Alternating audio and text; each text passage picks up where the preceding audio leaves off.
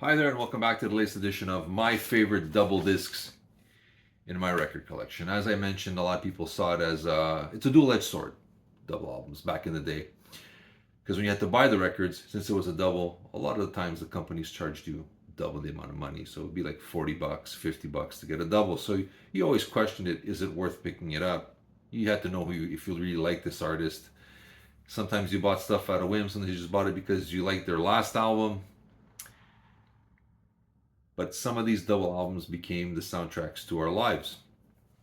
One of these albums started off as just a, I guess, crazy purchase because I was a Star Wars fan and into sci-fi and fantasy, and I saw this album cover, and it's from the Electric Light Orchestra.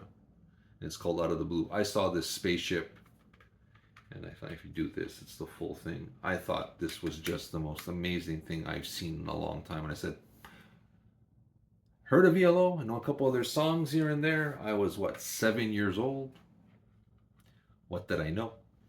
And I said, it's a spaceship. It's got to be a good record. That was my whole thing. It was a spaceship. So it's got to be good. It's outer space. It's like Star Wars and Star Trek. It's got to be good. Brought it home, listened to it. Kind of went, yeah, but I was 7 years old, right? I didn't know what I was doing.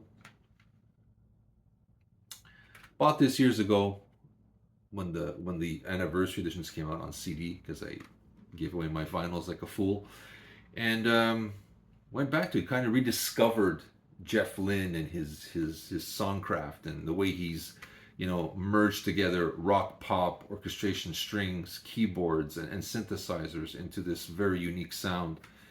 And this album really capitalizes on that. There's 17 tracks on here. I'm gonna say them at least. I'm going to say 15 of them should stay on the record. There's some days Jungle and The Whale just don't do it for me for some reason. But overall, I'll put it on and I won't skip a track. But like I said, it's the fusion of rock, pop, the orchestration, the strings, the mixing of synthesizers and keyboards, the harmonies, the vocals. It has everything you want. And it's a little mix of rock. There's a tinge of disco, so people can dance to it too if you want. So many great songs. I mean, it starts off with Turn to Stone, classic. It's Over, another classic. Sweet Talking Woman, I love it. Cross the Border is not bad. Night in the City is not bad. Starlight, I think, is an underrated track. Jungle,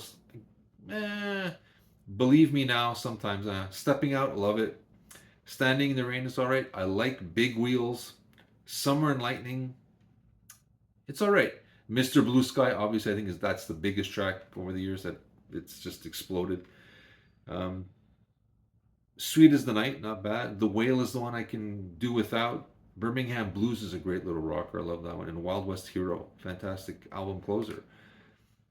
It's just sounds beautiful. And you got this. Even if you look inside the booklet, look at this picture. This is just so cool. I don't know. I was just enamored with this as a kid. And I just, I think I loved it at first strictly because it was sci-fi looking, and I was into this. I grew up with Star Wars. I mean, and Star Trek. So for me, walked into the store and I had extra money that week. Oh, it's a spaceship. But I've grown to really love this album. I go back to it from time to time. I really enjoy it, and I think out of the 17, I would keep 15 on there. If I had to trim it down, I'd take off maybe 2 tops. Overall, I don't think you can go wrong. If you like. Everybody knows that Jeff Lynne was a major fan of the Beatles, and you hear the influences on here too, but you hear the other stuff that he's brought into the mix. Like I said, the orchestration, which is part of the Beatles' latter day albums. But he brings in, the keyboards, the synthesizers, the vocal harmonies. It's just a great album. He knows a hook. He knows a great hook. Most of these songs will stick in your head for days after you heard it. And that's what you want in an album. You want to remember the songs, make them memorable the first time. And I think for the most part they are. Maybe when I was 7 I didn't get them all. But picking this up again for the anniversary editions of this record, and can't go wrong. I urge you to look for it. If you don't have it on vinyl or CD, go to Spotify, listen to this once. You got to. And for a double album, I think it's worth being a double album. I think his vision deserved and merited a double disc. But that's me. You let me know what you think. I'll try to post a couple of songs below. Share your thoughts with us. We'd love to hear from you. This is Steven from the Roundtable with my latest inclusion of my favorite double discs in my collection. And I'll be seeing you soon, guys.